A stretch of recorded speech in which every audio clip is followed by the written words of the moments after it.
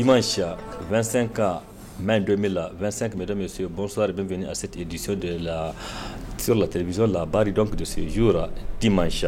Et veuillez nous excuser pour ce petit léger retard enregistré au démarrage de ce journal, un retard dû à la coupure d'électricité. Justement, parlons de cette coupure d'électricité. Depuis le 7 mai dernier, les populations des régions de Niamey, Dosso et Tillabéri font face à un délestage tournant de l'énergie électrique. Cette suspension momentanée de l'électricité due à des perturbations selon les explications de la Société nigérienne de l'électricité n'est pas sans conséquence sur les activités socio-économiques de la population. En tout cas, beaucoup tournent au ralenti. Reportage Nafissa Yahya et Abokar Saleh. Depuis plus de 2 semaines, les populations des régions de Niamey, Dosso et Tillabéri font face à des coupures d'électricité dues à des perturbations qui affectent la fourniture d'énergie électrique. Pour faire face à cette situation, la Société nigérienne d'électricité Nigélec a adopté un système de délestage tournant en attendant le rétablissement de la fourniture de l'électricité. Ces délestages persistent et ne sont pas sans conséquences sur les activités socio-économiques. La nuit, ce n'est pas facile. Déjà parce qu'il fait chaud, il fait très chaud. Donc déjà la chaleur, ça perturbe déjà l'apprentissage. En plus, ce n'est pas tout le temps que les téléphones sont chargés pour qu'on utilise ça comme lampe. Et puis ce ne sont pas aussi tout le monde qui ont des panneaux solaires et des groupes. Ouais, les coupures, ça n'arrange personne quoi. Mais je pense que ça nous dérange nous les terres plus quoi. Parce que tu vas avoir des commandes, tu as déjà programmé la date. S'il y a coupure, c'est un peu compliqué. Les clients, des fois, ne comprennent pas. Quoi. Même souvent, ils vont dire maintenant, vous avez la prétexte puisqu'il y a les coupures. Quoi.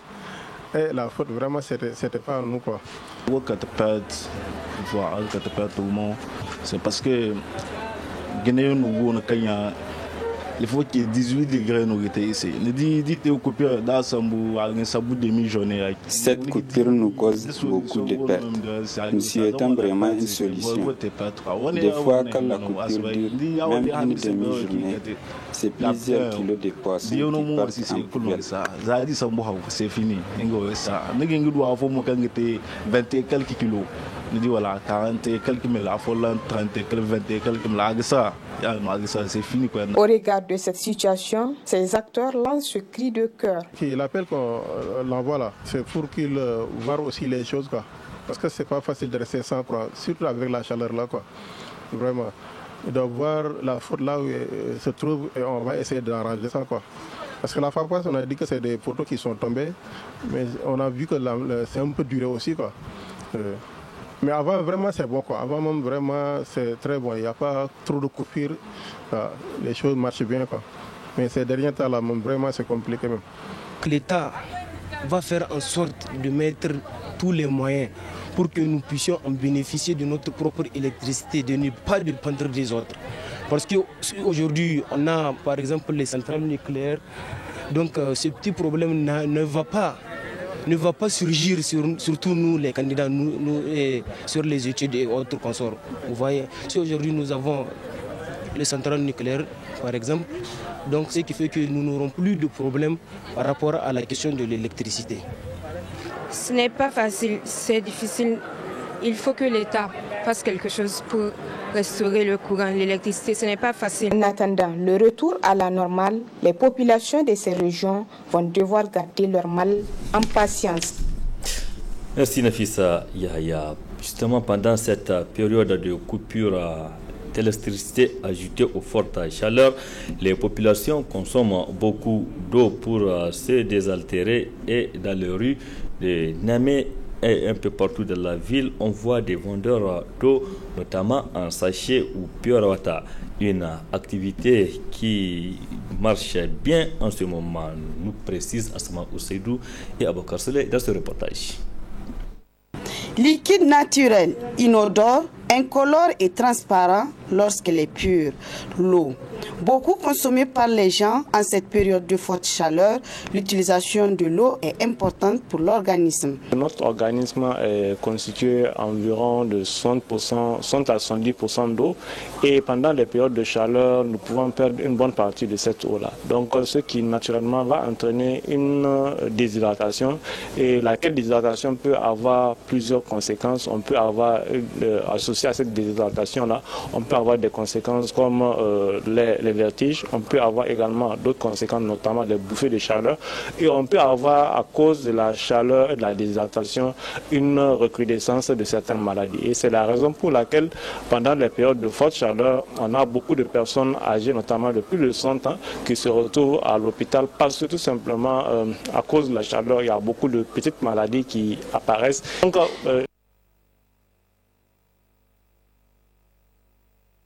boire autant d'eau que possible. Globalement, on dit qu'il faut consommer 3 litres d'eau par jour, mais on peut en consommer beaucoup plus. Tout dépend cela dépend de chacun. Ce n'est pas n'importe quel type d'eau qu'il faut boire. Parce que souvent, quand nous, on parle de consommer de l'eau, les gens ont tendance à croire que c'est la même chose pour les autres boissons, notamment les boissons sucrées. Donc, ce n'est pas le cas parce que il est extrêmement important pendant les périodes de chaleur d'accorder la priorité à la consommation de l'eau et rien que l'eau.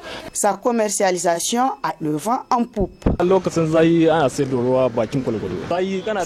cette période de forte chaleur, la demande est grande car les gens consomment beaucoup d'eau pour se désaltérer. La demande n'est pas la même que pendant le froid. Vraiment, les clients viennent s'approvisionner en eau.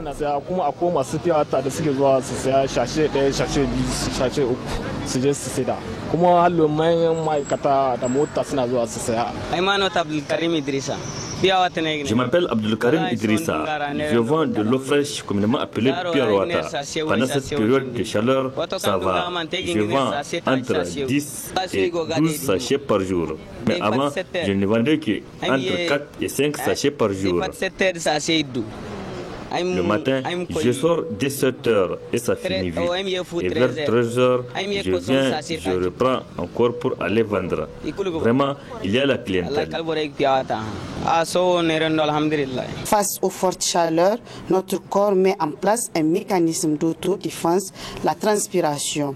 Or, plus nous transpirons, plus notre corps risque de se déshydrater, d'où ces quelques conseils du nutritionniste. Il faudrait accompagner les personnes âgées pour mettre de l'eau à portée de vue, de sorte à ce que si le mécanisme chimique de déclenchement de la soif ne marche pas, le mécanisme visuel lui va marcher. Donc il faut vraiment avoir un œil par rapport à cela. Il faut également, comme je l'ai dit, privilégier pour les personnes âgées vraiment des aliments à forte teneur en eau.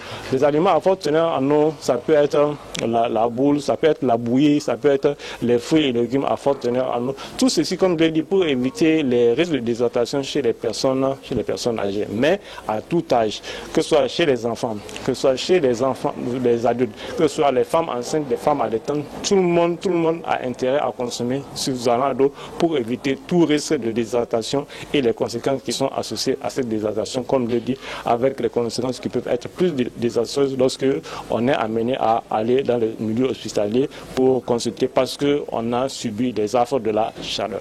Il est donc nécessaire de consommer de l'eau pendant cette période de canicule, même lorsqu'on n'a pas soif. Au minimum 1,5 litre par jour, au maximum 3 litres, ce qui correspond environ à un verre d'eau par heure selon les scientifiques. Merci Assamaou Seydou. Autre aspect de cette édition, des travaux de réhabilitation des voies sont en cours dans la ville de Niamey. Une initiative des autorités de la ville de Niamey pour créer toutes les conditions pour alléger les souffrances des usagers dans leur mouvement quotidien, mais aussi pour permettre l'évacuation des eaux de ruissellement, surtout à cette veille de la saison de pluie. Reportage Ismaël Moumouni et Abokar Srey. Le calvaire de la population de Niamey pendant chaque saison de pluie a été bien perçu par les autorités. En témoignent ces différents travaux d'urgence des chaussées drainantes dans toutes les communes de la capitale. Ces travaux sont très appréciés par les usagers et riverains. Au début, cette voie vraiment, c'était pas praticable. Et maintenant, alhamdoulilah, Dieu merci, Et maintenant, c'est praticable vraiment. Et on remercie ceux qui se sont donné tant de mal pour la réparer. Et puis, on remercie les autorités vraiment. Première pompe pour le camp de Bérino. La fondo. C'est vraiment une bonne chose. Avant, cette voie elle est sablonneuse. Maintenant, avec le chantier là, vraiment, c'est très bien. Parce que vous voyez, ils ont mis de la terrine. Avant, la voie était vraiment impraticable. Car tout celui qui passe par là, la personne tombe. Mais vraiment, maintenant, c'est bon. On apprécie ce travail et on soutient les autorités. Bon courage et de continuer dans ce sens. Amma kan ka kusa tali kusino zan fonda ganin wo kanu more go ga la kalga. Malgré leur adhésion totale par rapport à ces actions, usagers et riverains n'ont pas manqué de dresser leur attente par rapport à ce chantier en cours. Bon cion kan gursi da gati kan fonda agoga lokaci sambo irsibe mu sabili kan sa agoga lokaci sambo zaman lokacin weekend da ne gani sa iska goyi kan ti samedi dimanche amma sungo kan rafai irin direm ka ganse. Nous voulons que la voie puisse être achevée dans les plus brefs délais, car pour nous ça prend du temps. On voit la latérite être aplatie par des engins au moment où on s'entend à la fosse des Favés. C'est en ces moments qu'on voit aussi des bulldozers venir encore faire d'autres travaux. Nous pensons que la voie sera achevée avant le début de la saison de pluie.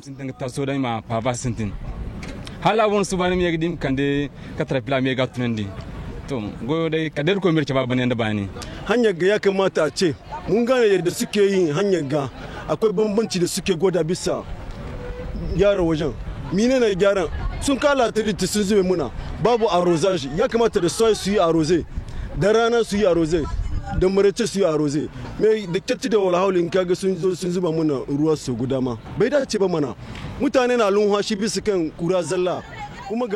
Tout est impeccable. Seulement ce qui nous dérange en tant que riverains, c'est la poussière qui nous dérange. On demande au maître d'ouvrage d'arroser la voie au quotidien, matin, midi et soir, car la poussière cause beaucoup de préjudice. Parce que minane su sun san mu yine suke nan gayi mu ido ne muke samu na kallo ko ba ka ba yana abun da muke so ga mutane masu binta su yi hakuri in sun ga an yi barrage ba don a hana su wucewa bane a kura da su ake yawan tada shine ba su tada ta shi ma ba wani abu ne. Une fois ces travaux achevés, cela va soulager significativement la souffrance des populations de Niamey par rapport à l'impraticabilité des voies, surtout pendant la saison de pluie. Cela va aussi redorer l'image de la capitale.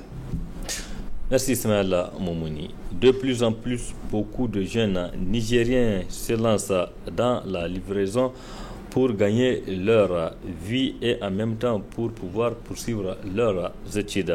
En tout cas, une activité qu'ils exercent avec détermination. Reportage Sekina Sadou Gazibo et Ibrahim Aboudou. Ils sont jeunes, ambitieux et débrouillards. Chaque jour, entre deux cours, ils enfilent leur casque, montent sur leur moto et sillonnent la ville pour livrer repas et colis. Dans l'ombre des plateformes numériques, ces étudiants livreurs jonglent entre études et travail avec courage et détermination. J'ai commencé cette activité il y a de cela 3 ans, oui, je pense 3 ans, après mon bac. Cela m'a apporté beaucoup. Premièrement, ça m'a permis de me prendre en charge moi-même et de subvenir bien sûr aux besoins des autres membres, tels que les petits frères de la famille. Ce n'est pas du tout facile, mais tout est une question de planification. C'est à travers la planification des cours, bien que j'ai arrêté un peu le cours maintenant. Mais avant même, quand j'avais commencé, je partais aussi à la fac. Donc on arrivait à gérer entre les cours et la livraison. C'était pas du tout facile, mais avec le temps, on s'adapte. C'est une activité que nombreux de nous sont en train de faire. Nous faisons cette activité pour subvenir à nos besoins, pour contribuer à nos parents, à notre développement. Car vous savez, les choses, elles ne sont pas faciles. Nos parents sont en train de lutter pour nous payer la scolarité. Ça fait à peu près 5 mois que je me suis lancé dedans. Ça m'a apporté beaucoup de choses. J'arrive à me gérer. Concernant les études et la livraison, il y a un temps pour les études, il y a un temps pour la livraison. Moi, par contre, À partir de midi, comme la descente c'est à midi à l'école, à partir de midi, je m'engage dans l'activité de la livraison. À partir de 18h comme ça, je descends pour aller un peu se reposer, après réviser les cours. Franchement, c'est difficile. C'est difficile vraiment. Parce que une fois en classe, c'est pas possible de décrocher certains appels. Donc, ce qui fait que d'autres clients s'énervent et cherchent un autre livreur. Ça m'a apporté beaucoup. Grâce à ça, j'arrive à payer ma scolarité sans attendre les parents. Dans tout travail, il ne manque pas de difficultés. Malgré les obstacles, ces jeunes ne baissent pas les bras. Les défis sont nombreux. Un livreur, tu peux appeler une dame. Elle peut te dire de venir. Une fois sur place, tu l'appelles, elle ne décroche pas. Il y a d'autres aussi qui nous arnaquent. Par exemple, la dernière fois, il y avait une fille à qui j'avais amené un colis là. Elle a demandé à ce qu'elle me fasse un envoi. Elle m'a fait l'envoi là avant d'aller retirer l'envoi. Elle a retiré ça. On a fait face à de nombreux défauts par rapport à certaines personnes qui vous appellent, vous partez, vous faites des activités. Soit ils vous disent qu'ils vont vous payer après ou autre chose. Et il y a d'autres aussi. Partez pour les faire des cruises. Vous les appelez une fois arrivés là-bas. Soit leur téléphone est injoignable ou bien ils ne vous répondent pas. À travers leur engagement, c'est toute une jeunesse qui s'exprime. Une jeunesse consciente, résiliente et bien décidée à prendre son avenir en main. Livreur aujourd'hui, diplômé demain et pourquoi pas patron après-demain. Merci Sekina Kazibo et du courage à ces jeunes qui se battent au quotidien dans la livraison des produits pour survivre donc et pour prendre en charge leurs études notamment. Du sport dans ce journal, c'est pour parler de cette sortie médiatique ce dimanche au stade municipal de Niamey des supporters de la région de Niamey, une sortie pour apporter leur soutien à la candidature de Issaka Adamou au poste du président de la FENIFOOT. Ismaël Moumouni. Acteurs majeurs dans le monde sportif, les supporters donnent du tonus aux joueurs. Qualifiés de 12e joueur dans le monde footballistique, ceux-là qui sont omniprésents lors des rencontres, notamment ceux de Niamey, apportent leur soutien indéfectible aux passionnés du football. Issaka Amadou au poste du président en prélude de l'élection du conseil de la FENIFOOT. Suite à la validation de la candidature de M.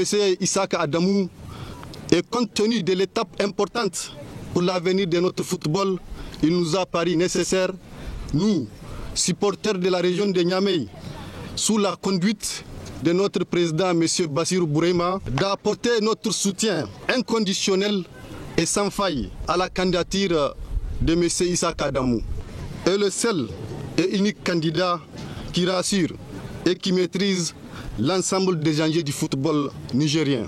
Ce choix est un choix de l'unité, d'harmonie et du sérieux. M. Issaka Adamou est le principal promoteur du football de jeunes, chose qu'il a toujours parrainée. Issaka Amadou demeure le meilleur choix pour succéder à Pelé à la tête de la Fédération nigérienne de football, estiment les supporters de Niamey. M. Issaka Adamou est un homme d'engagement, de vision et porteur de grands projets pour le développement du football nigérien. M. Issaka Adamou est le candidat de l'espoir et de la sauvegarde des acquis pour le progrès du football. Tous ensemble pour rendre le football nigérien plus fort, plus rayonnant et plus structuré autour de M. Issaka Adamou, président de l'espoir et des ambitions toujours plus fortes. Rendez-vous, Inch'Allah, le 5 juillet à Tawa pour la victoire et la consécration du candidat Issaka Adamou.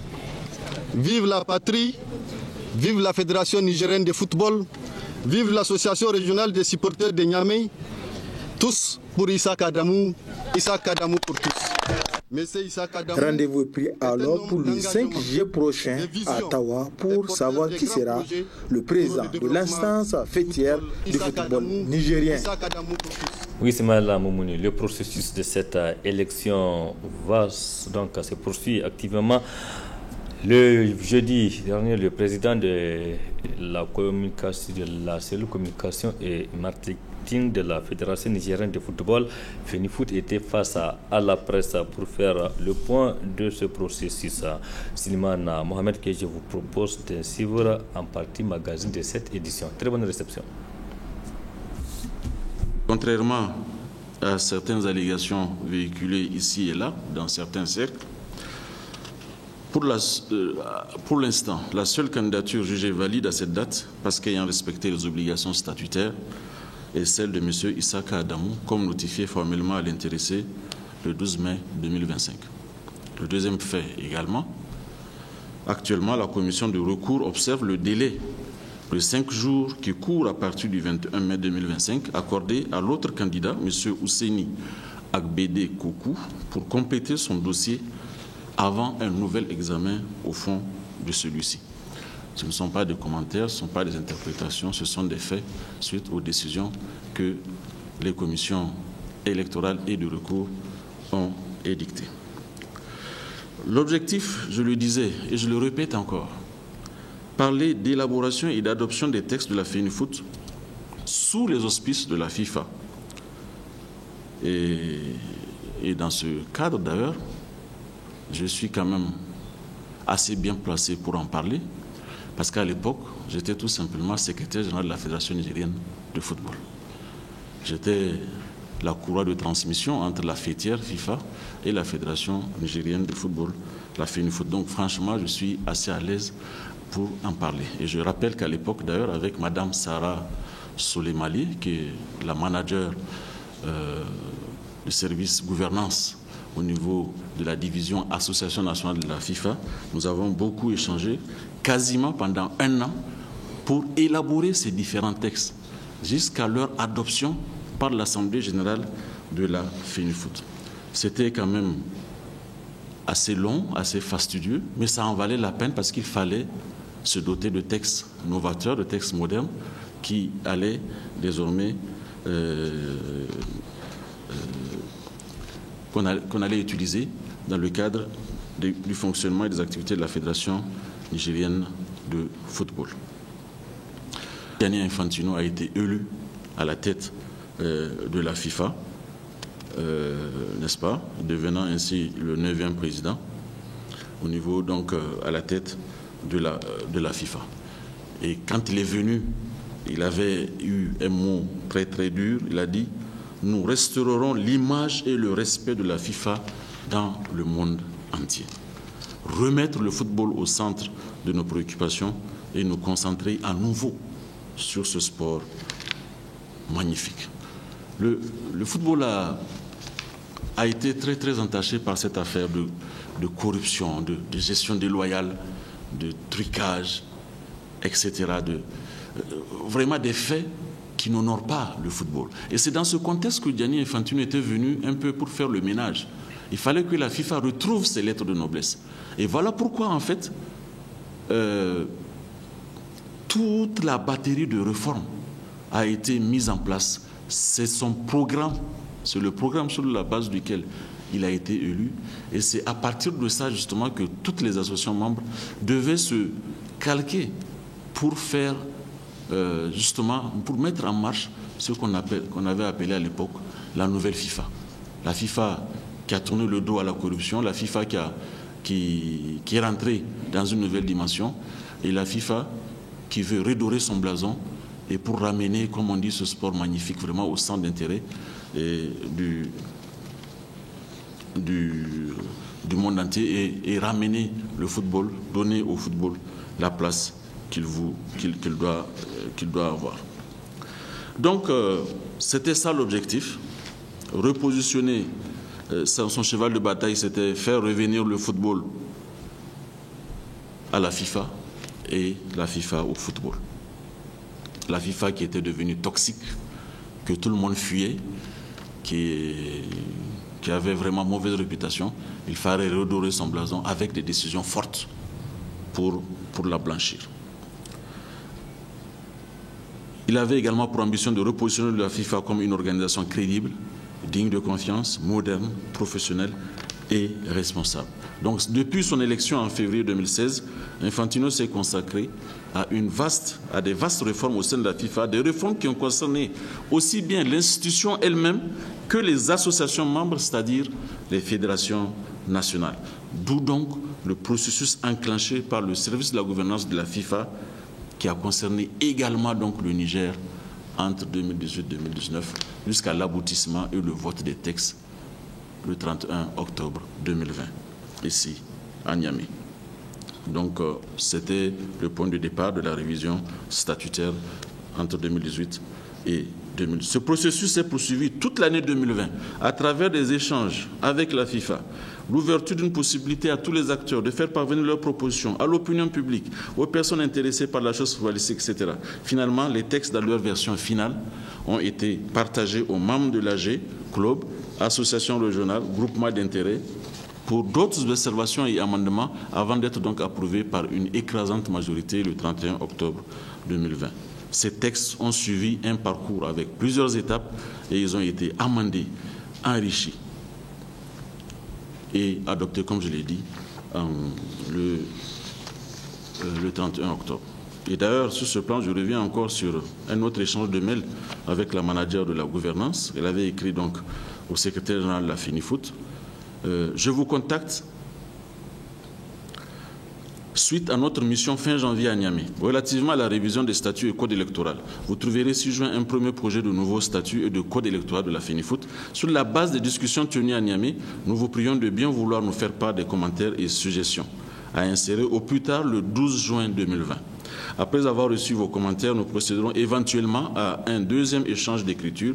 Après s'être accordé sur une ébauche, la FENIFOOT sera ensuite tenue de vulgariser le dut projet et texte auprès de ses membres avant de convoquer ces derniers en AG pour voter leur adoption. Cela assurera que toute question soit clairement adressée au préalable.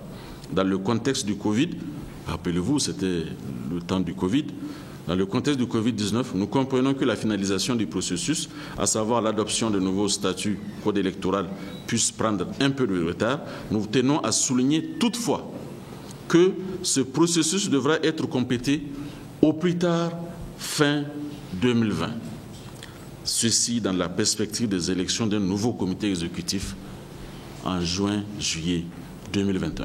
Vous avez vu déjà le souci de la FIFA. Il fallait tout faire pour finir ces textes au plus tard 6 mois avant les prochaines élections de la fédération à l'époque, qui se sont tenues en juillet 2021 à Zender. Donc voilà dans quelle dynamique on était. Et encore une fois, ces textes, leur processus d'élaboration a été lancé depuis 2018-2019. Ils ont été votés le 31 octobre 2020. Et d'ailleurs, on a déjà connu des élections avec ces mêmes textes en juillet 2021, c'était à Zender, comme vous vous rappelez. Vu tout le parcours fastidieux tout à l'heure que je vous ai conté, il est difficile de trouver des textes de la FENIFOOT aussi inclusifs, aussi consensuels, élaborés après une large revue, avec l'implication de tous les acteurs et à plusieurs niveaux, sous la vigilance de la FIFA, qui a suivi les différentes étapes de bout en bout. Il est extrêmement difficile d'avoir des textes aussi inclusifs. Ces textes, ils ne sont pas sortis comme par enchantement pour régler des comptes ou bien pour avoir des visées tendancieuses. Ils ne sont sans doute pas les meilleurs textes du monde. Je ne peux avoir la prétention franchement de le dire. Et ils ne sont peut-être pas parfaits aussi. Car évidemment, ils sont toujours susceptibles d'amélioration si les circonstances l'exigent. Les textes sont bien sûr évolutifs.